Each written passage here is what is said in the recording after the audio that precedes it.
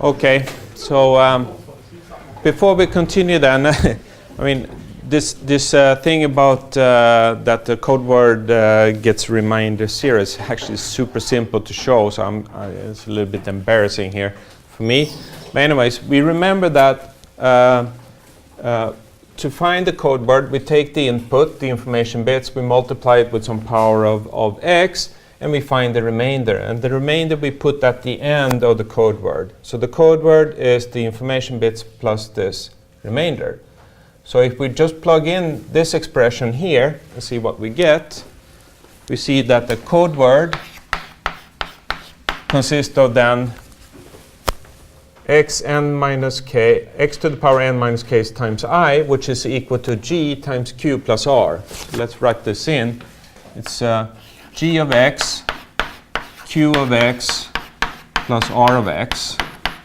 And then, at the end of the code word, we should also stick another r. So it's going to be r plus r at the end. And this is equal to 0.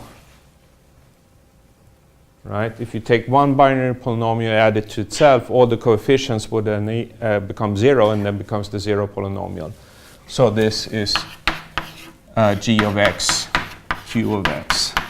So actually what I wrote here is correct. It should be exactly this. So whenever we have a polynomial, let's call it y of x, that we can write as g of x, q of x, then this is the same thing to say that y of x is a code word. Because all code words, and only the code words, can be written as with the 0 remainder when we divide by g. Okay. So basically when we have this as the receiver, we divide by g, look at the remainder. If the remainder is 0, fine, it's a code word, we'll accept that. If the remainder is non-zero, this means that it's not a code word, and then we declare an error has occurred. Okay. Good. Sorry for the confusion there. Okay. So now we know everything we need to know about error detection codes in this course, and let's see where we want to use them. So remember then the OSI reference model. Oops, sorry, I don't want to do that. Here, the OSI reference model. So we have 7 layers here, 7 layers here at the end nodes, and into the intermediate nodes we have up to the network layer. Some of these protocols from application layer to application layer spans from end to end. So we call them end-to-end protocols, while those that only go over one hop here we call single hop protocols.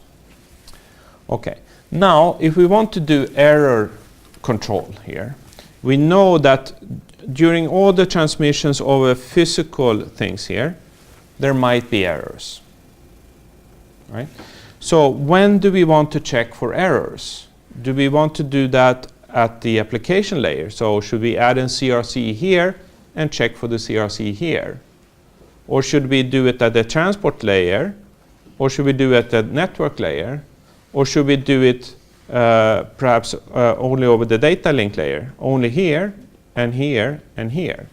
So the question we ask ourselves, where in this model do we want to have error correction, error detection, error control? Okay, so let's talk about that.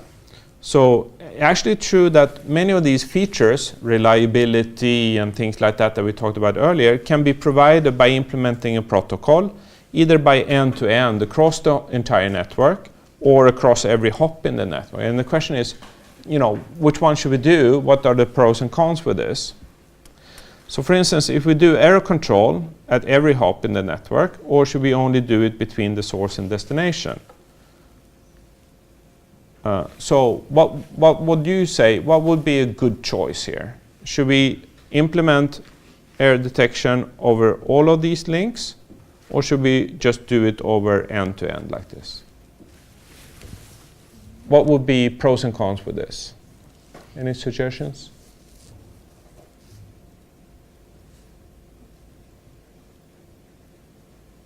Maybe all of them, because then you won't send like information errors all the way. Right. So a suggestion, I guess, if I interpret the suggestion, is that if we do, okay, so typically this is done over the data link layer. So if we do error control here, then whatever error that occurs here would never propagate here. That's what you're saying. Yeah. This is true, right? So if we correct for these errors here, they would never pass on to the rest of the network, which is basically useless, right? Because if we send erroneous errors and it's then caught by the application layer here, we have spent a lot of resources potentially in the network to send information that eventually would be just thrown away, right? Okay, so if we implement then hop-to-hop error detection here, error control, are we done then?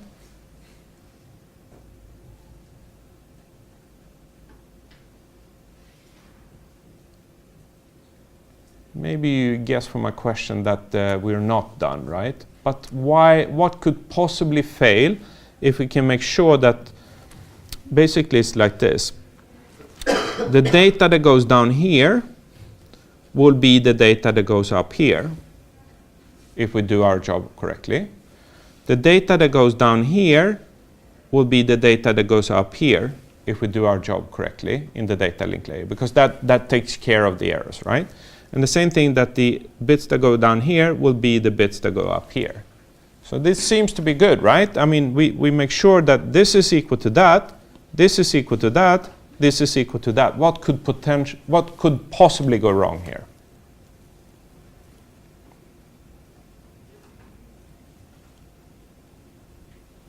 Maybe it's not so easy to say, but there is a division between these two things, and there could be an error in the network layer. There could be a buffer overflow, there could be a hardware failure, there could be something here that says that these bits are not equal to these bits, like an internal error in the server, or router, sorry. Okay. And therefore, error control is done over multiple layers.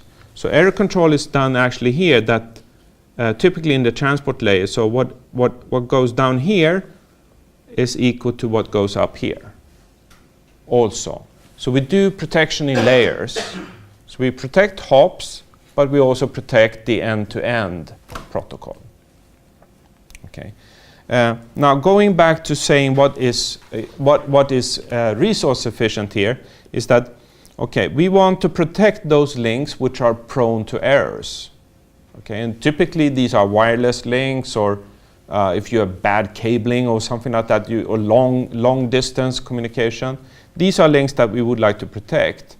While protection over a link, which is almost always perfect, there are very seldom errors, then the cost of doing this, because there is an overhead in terms of parity bits and some computations that needs to be done in the data link layers, are typically not worth the price. Okay. So the idea is that we protect those links which are prone to errors, and then we rely on an upper layer to take care of what errors that might occur anyways. So divide the task a little bit.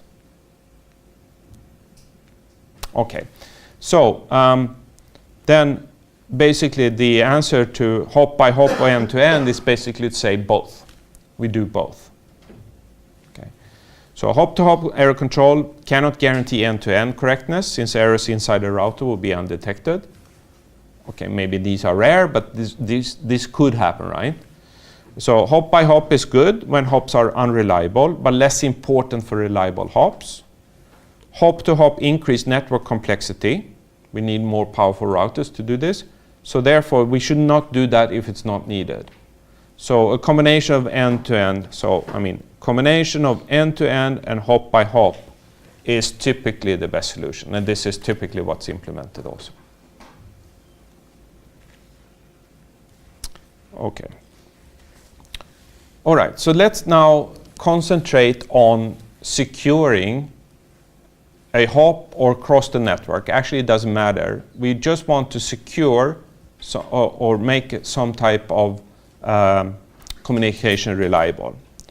So we will use then something called automatic repeat request, or ARQ protocols. So the name here is kind of out of historical reasons. So you might want to Google this to figure out why it's actually called like this. It doesn't matter for the course, of course.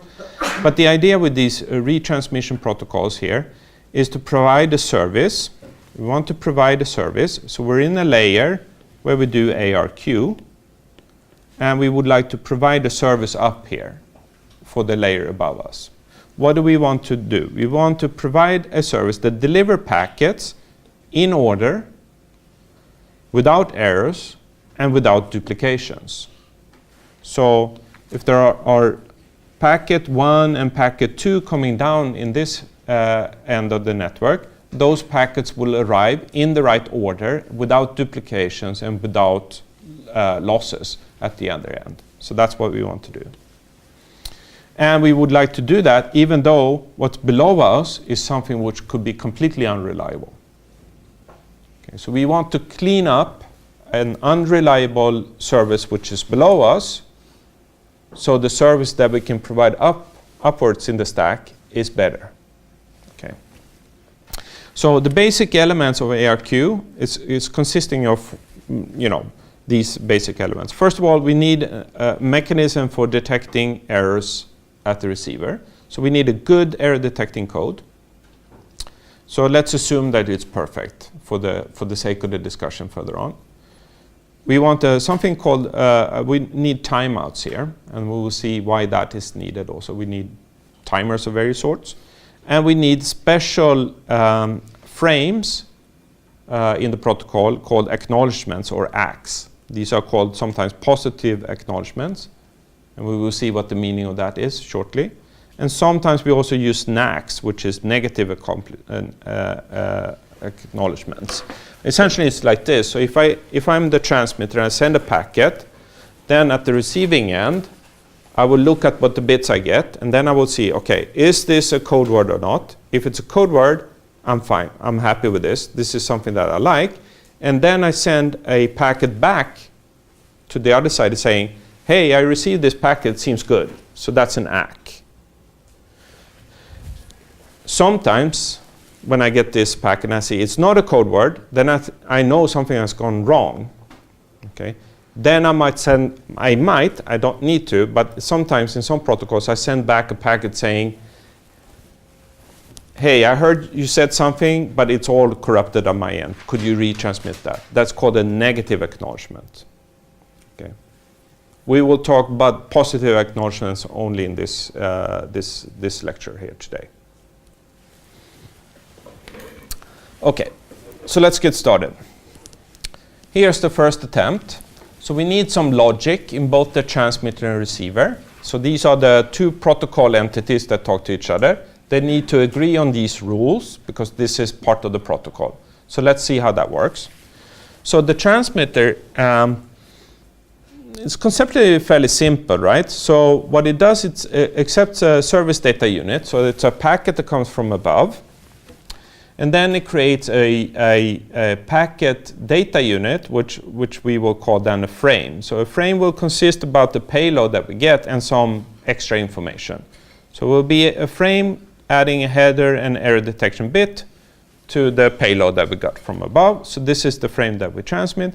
We transmit the frame, and we, of course, when we transmit the frame, that basically means that we use the service which is in the layer below us. And then we start a timer. Okay. If the timer expires, so then we assume if I send this over the channel and I don't get an acknowledgement back, I assume that things has gone wrong.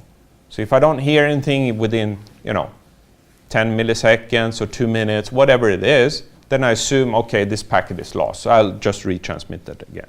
So if the timer expires, then we retransmit the frame. So we go up to 3 and we do the same thing again.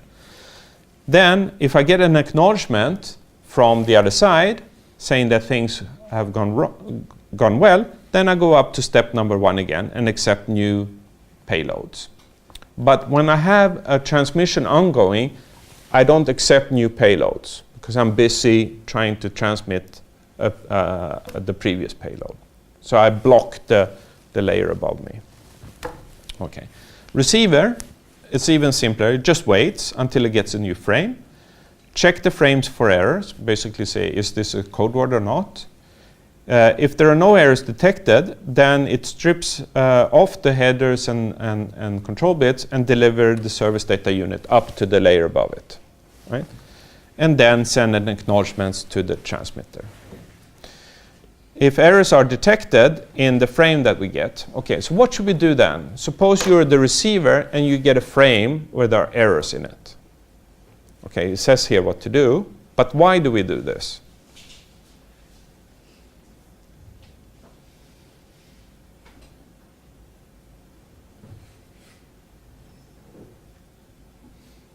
Any suggestions?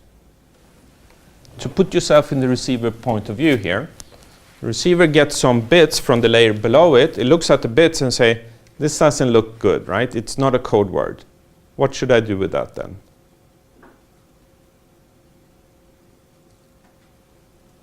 Well, I can't deliver the payload up, right? Because I'm not sure the payload is correct. So for sure the payload should, go out the window. But can I do something else?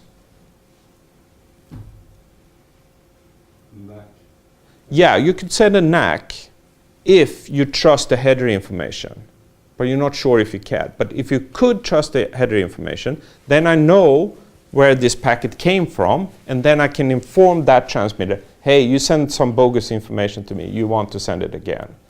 But if you can't trust the header, you don't actually know from which transmitter this packet came from. So in this case, we don't assume that knowledge, that we know that a packet that comes from above. We need to inspect the headers to figure out where it came from. And if the header is wrong, or if the frame is wrong, then we don't know if the error is in the header, or in the payload, or in both. Okay. So the safer things to do is just throw it out the window and rely on that the timer, which has been set at the transmitter side, will expire, so sooner or later I will get this packet again. That's the safe thing to do. Okay, and then I don't need to send a packet of the network, and that's always good, right? You don't want to put in packets in the network if you don't need to. Okay, so these type of protocols are sometimes described in terms of finite state machines. So what is a finite state machine? Well, it's a machine with a finite number of states. So the simplest one would, the simplest maybe would be with just one state. But if we have two states here, then we have some startup logic here. So we start here by doing something, and then we end up in state number one. And then there are some rules that if an event occurs, if this event occurs, then we do action 1, action 2, and transition into a new state. So we go from state 1 to 0. So there is an arrow going like this.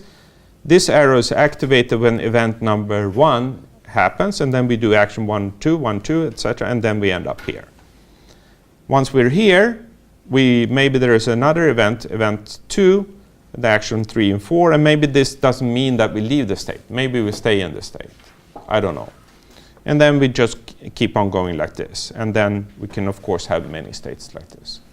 So a state machine, finite number of states, and then there are these edges or arrows which are activated when events happens. And when the event happens, you go from one state to the other and execute the actions. Okay. So we will see examples of this, but this is the high-level explanation of a finite state machine.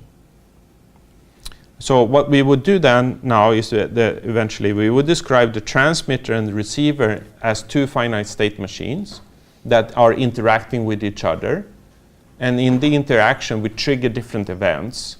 And hopefully the logic is such that the overall state machine, consisting of these two state machines, performs what we want it to do, to provide error-free, in-order transmission of packets. Okay, so a finite state machine for this first attempt ARQ. Then we have a transmitter machine and a receiver machine. And the transmitter is the more complicated one in the sense that it has two states, a ready state and a blocking state.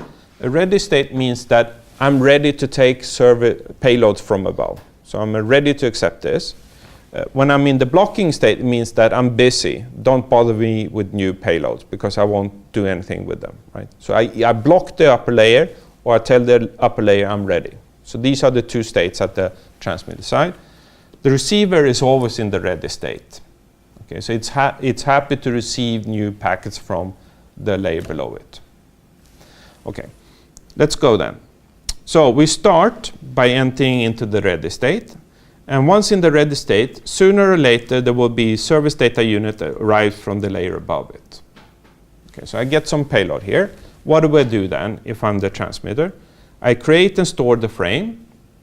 I start the timer and I transmit the frame. And then I stop accepting new service data units. So in other words, I go over and be in the blocking state.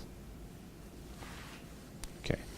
Maybe this fourth thing is not really an action. It's implied by just going from the ready state to the blocking state. But I just put it there for completeness. Right? Okay, so once we're in the blocking state, what could happen then if I'm the transmitter? There are two things that could happen. Either I get the timer expires, then I need to do something, or I get an acknowledgement and then I need to do something. Okay. So let's go through them. The first thing is that the timer expires. Oops, sorry, I don't want to do that. So if the timer expires, that basically means that, okay, something went wrong, and then I retransmit the frame, and I reset timer. It should be. Okay, so I start the timer again. Okay, and then I'm back in the blocking state. Okay.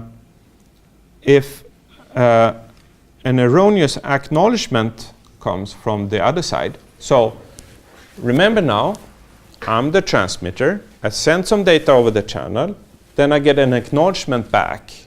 Now the acknowledgement went over an unreliable channel. So the acknowledgement could be errors in that too.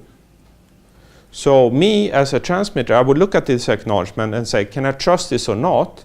And my decision will be based on whether I can detect errors in the acknowledgement or not. So if there is errors in the acknowledgement, what do? I toss it. Okay?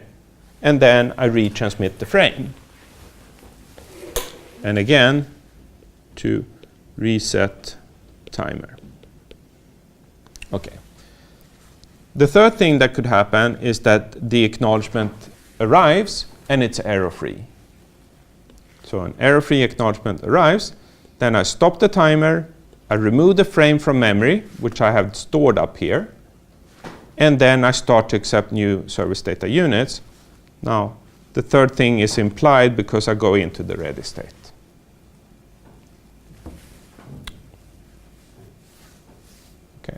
Any questions about the logic here? No, okay. So basically we have two states, ready, blocking, and then different things that could happen that makes us transition between these two things, and then we do different things. Receiver is a little bit simpler. It can either get a bad frame, and then it toss it, or it can receive a good frame, error-free frame. Then it extracts the service data unit, delivers that to the layer above, and sends an acknowledgement. Okay, so it's a simpler logic there. Questions so far? Is clear? Huh? All right. Example. So let's do this protocol. In normal operations. What means normal operations? Normal operation means that frames are lost, acknowledgements are never lost, and the reason why we say that this is normal basically is because frames are many more bits than acknowledgements. So the probability for a frame error is typically higher than the probability for an acknowledgement frame error. So this is basically okay, I guess. We will see what happens when this is not true anymore. And then that the timeout is longer than the turnaround time. And then we have a transmitter timeline and the receiver timeline. And let's see what happens here. First of all, we get a service data unit from above. Number 0. 0 is the time index here of that service data unit. We prepare a frame and we transmit this over the channel. So there is some header, there's the payload, and then the CRC bits or whatever codes we use. So, and then it takes some time before it reaches the receiver. Okay. So the receiver, okay, and then at the same time as we transmit this, we start a timeout timer that will expire in the future here. Okay, so what happens then is that the receiver here looks at the frame, looks good, the CRC check bits are correct, and then it delivers service data unit to the layer above it.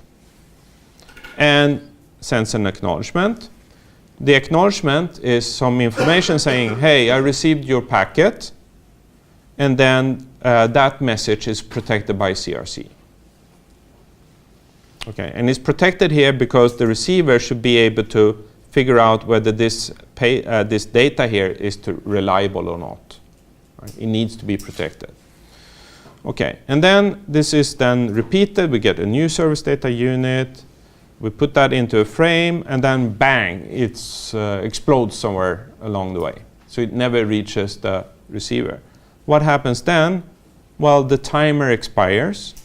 And when the timer expires, we transmit that frame again. The receiver looks at it, is happy with the payload, happy with the CRC bits, delivers the payload, and sends an acknowledgement. And then we continue like that.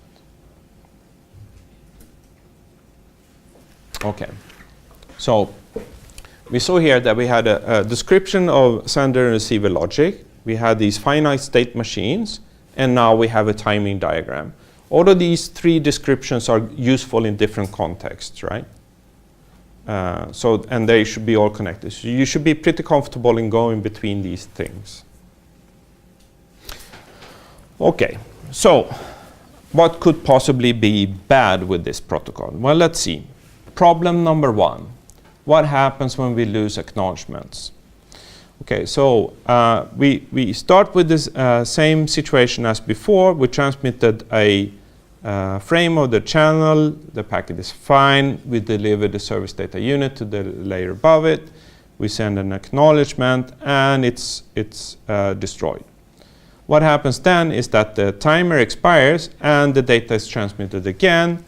This is looked at the receiver, looks fine, it delivers the payload and sends an acknowledgement back, and then continue like this. Now, so what is problematic here is that we deliver the same payload twice.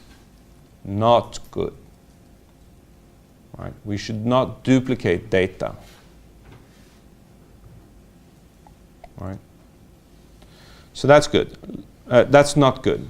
Okay, so this is problem number 1. Let's see, problem number 2 is premature timeout. And premature timeout means that the timeout that we have chosen here is too short. So there is no way that we can get an acknowledgement in time back before the timer expires. So when the timer expires, it transmits the packet again. Okay, here I removed all the headers and things like that, but that's implicit now. And then the acknowledgement from this frame comes up here, which is misinterpreted as a acknowledgement for this frame. And so this is delivered again, and so forth. We go, and then we transmit number 1. Number 1 is lost. And then there is an acknowledgement here actually from number 0 that arrives here, which the transmitter interprets as acknowledgement for the frame that it just transmitted that got lost. Okay, keep on going like this. Service data unit 2, it's delivered. Service data unit 2 is delivered again. It's acknowledged, and so forth. We go on, and what do we have here? What do we have delivered? We have service data unit 0, 0, duplication, not good. 2, 2. But where's 1? It's lost. Okay, not good. Double, not good. Right? Duplications and loss at the same time. So, what to do? Any suggestions? How should we fix this?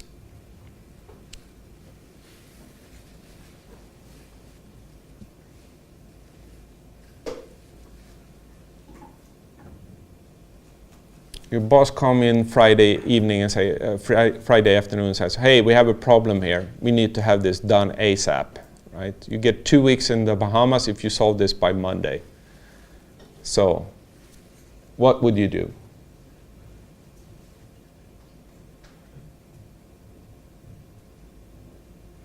Don't look in the slides.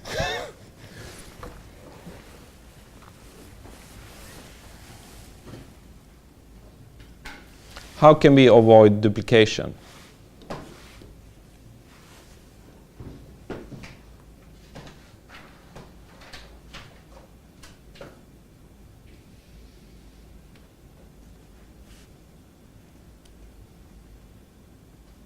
How about if we enumerate the packets, right? We put that in the header. This is payload number 1, this is payload number 2, this is payload number 3.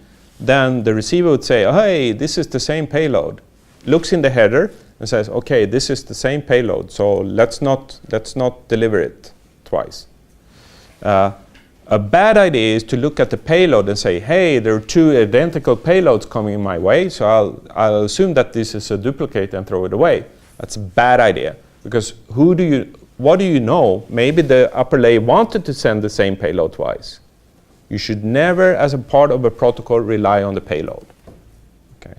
So this should be put in the header. Okay. So let's do that. Let's use sequence numbers.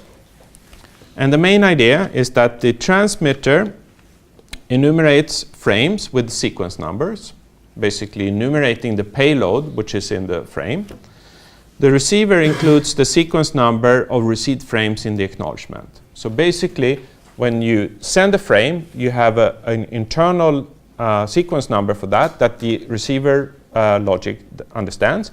And when the receiver acknowledges a frame, it tells you what frame number it acknowledges. Okay, so then there is no problem here.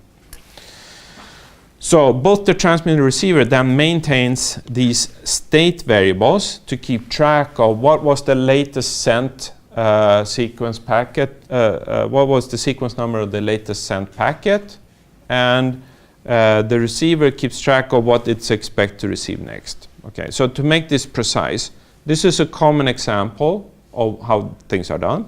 So the transmitter have a state variable, which is the sequence number of the last frame it sent. Okay. The receiver has a state variable, which is the sequence number of the next expected frame, the frame it would like to see next. And we will show why. Okay, we can do this in many different ways, but this is the way we've chosen to do it. Okay. Now, in practice, these sequence numbers must be reused to limit overhead, because suppose we are transmitting a Netflix movie or something like that. You can imagine that there are many packets in a row, and then the sequence numbers might be bigger than the payload at the end. Right? So we reuse them after a while, and we will see how we can do that in a smart way. But let's not worry about that right now. But let's go with the simplest protocol we have for this, which is called stop and wait. For stop and wait, we need just a 1-bit state variable. Okay? And let's call that S last. And it's the sequence number of the last transmitted frame. And this is either 0 or 1. Okay? So it's a binary variable like this. So, and we include this sequence number in the header. Okay? It's not in the payload, it's in the header because it's part of the protocol. Okay, when we send this over the frame. So this is the information frame which is sent from the transmitter to the receiver, payload, CRC, and a state variable. And there could be other things, addresses and other things, right? The receiver has also a binary state variable, which is rNext. It's the sequence number of the next expected frame. And it's 1 if the last correct received frame had sequence number 0. Okay. So if I'm the receiver, I just received the frame with sequence number 0, it looks fine. Then the next one I expect is a one with sequence number 1. It's 0 if the last received frame had sequence number 1. So I just received 1, so the next one I will receive is 0. Because the transmitted frames will be 0, 1, 0, 1, 0, 1, 0, 1. So I can either expect that the next one will be 0 or 1. And this is the logic needed for that. So in the acknowledgement frame, we put the state variable in the acknowledgement. So then when the receiver gets this acknowledgement, and if it's error-free, it means that the receiver wants to get a frame called with sequence number R next. This is what it wants to receive next time. It means implicitly that it acknowledges that it has received a frame with S last being R next bit flipped. Okay. So you can look at this when you're at home. You see that this is completely logical. Okay. Now the receiver will only accept the frame if it has the right sequence numbers. What is the right sequence number? It would accept the frame with a sequence number S last only if S last is equal to R next. Remember that the receiver would like to see this a frame with this number. It received a frame with this number, and it's only okay if these are equal. Okay. So let's do an example. Maybe this clears up a little bit on why this works.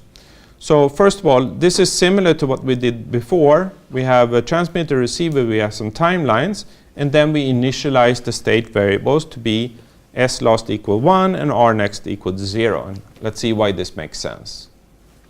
So the next thing that happens is that there is a service data unit arriving at the transmitter side. It updates the sequence number and then transmits this over the channel. So the sequence number is in the header of the transmitted packet. Okay. It actually receives here, and then, okay, there is a timer also here. And then this is delivered. Okay. So the receiver here checks that the CRC here is okay, so it's error-free, and then checks also that the sequence number 0 is what it's expecting. If so, it delivers the packet. Okay. And then it will expect then the next time to receive packet number 1, and this is a part of the acknowledgement that goes back. So when the transmitter sees that it gets an acknowledgement back 1, it knows it just transmitted 0, so he knows this is fine, because it means that I went over and then everything is fine, so the receiver now expects the next one to have number 1. Okay. So what happens when the next one comes in? Well, then we update the sequence number at the transmitter side, transmit the packet. Again, remember here, S last is equal to the state variable that we have in the header. This one gets lost. Okay. Timer expires, and then we transmit this again. There's a timeout. This packet is delivered. Why is it delivered? It's delivered because this frame is error-free, and that 1 is equal to what we expect it to be. The sequence number is correct. Okay, and then we update R next and sends an acknowledgement back to the transmitter. Okay, and in this way we make sure that the acknowledgements are paired with the right packets that we transmit over the channel. Okay, so let's see how this actually fixed the problems we had before. Okay, so there is a second timeout like this. Okay, so this now completes the diagram. And we continue to do this. So how this is faxed the problem with the lost axe. Okay, so this is a complicated slide, so let's just go through this. So we start as we did before, and then we transmit the packet with sequence number 0. It's actually delivered here, and then the receiver sends an acknowledgement back with sequence number 1 here. So this is now lost. So what's going to happen when the timer expires? Well, the transmitter would transmit the same frame again. That is one with sequence number 0. Sequence number 0. So this is a copy of what we did before. Now the receiver, when receiving this, sees it's an error-free frame, but it has the wrong sequence number. So it tosses it. Okay, it's never delivered. So it then reminds the transmitter of, okay, I wanted frame number 1, not frame number 0. I already got frame number 0, so don't bother me with frame number 0 again. I want frame number 1. Now this acknowledgement actually reaches the transmitter, which then realizes, okay, so either this one or that one went through. Okay, I don't care, one of them went through, but I don't need to retransmit that again. Okay, the transmitter then says, okay, then the next one, update the sequence number, and then everything goes on. Okay. So the problem with lost ACKs is now solved, right? Premature timeout. What happens then? The main problem here was that the transmitter was too nervous and transmitted the same frame unnecessarily. Right? So that's basically the main problem here. So again, we transmit the 0 packet. It's then accepted and delivered, and then the acknowledgement for that packet goes up here. The receiver timeouts and transmits the same packet once more. But the sequence number of the duplicate packet here is not equal to what the receiver wants, and therefore it's ignored. The receiver then retransmits its acknowledgement, okay, because that's part of the logic, but it had already sent an acknowledgement with the same information previously. If either one of these acknowledgements reaches the transmitter understands, okay, the receiver actually has received my first frame. It has received either this one or that one. We don't care. It's the same payload, so we're fine. Let's go on to the next one. And then the next one comes here, and the same thing happens again. So again, we have solved the problem of premature timeouts. So now we actually have a protocol that works, that transmits over an unreliable channel, makes sure that what is delivered is the correct data in order without duplication. Fine. So this is a useful protocol, and it's called stop and wait. And if we look at the logic, it looks something like this. It's essentially what we said previously. Again, there is a ready state and a blocking state, and the only thing which is different now from what we had previously is that we have state variables. Okay, so we enumerate the transmitted frames with this slast, and at the receiver we have rnext, a state variable, that we check that the received frame that we just got has the right sequence number. Otherwise, we will ignore it and ask for the right one again. Okay. Now we need to initialize this so that the slast and rnext is the correct, right? So if we initialize the receiver with slast equal 1, that means that the first frame that we transmit will have slast equal to 0. Right? Yeah. If it starts with 1, it means that I just sent 1, and then I get the next one that will have number 0. Okay, and the receiver actually assumes that at initialization that the first frame it will get will have number 0. Okay, so these two initializations are consistent with each other. And then it goes through the same thing. Basically, the receiver accepts a frame which is error-free with the right sequence number. And this is the logic for doing that. I won't go through this in detail. You can read about this when you're home. Let's just look at the state diagrams also.